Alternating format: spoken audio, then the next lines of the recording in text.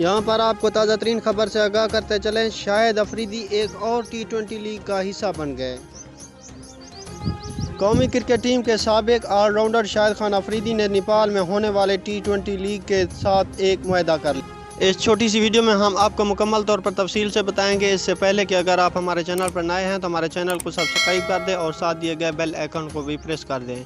Video کو and تک دیکھنا ہے۔